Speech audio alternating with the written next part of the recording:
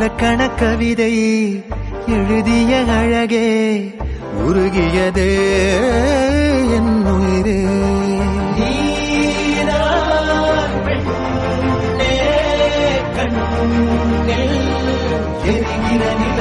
இலக்கண கவிதை எழுதிய அழகே உருகியதே என் உயிரே.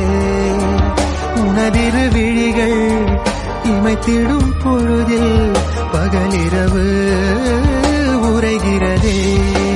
அருகே நீ அமர்ந்தாயடி தோளும் தோளும் கதை பேசுதே.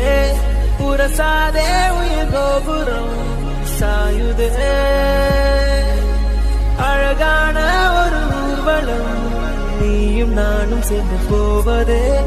பேருந்தே குலசாமியா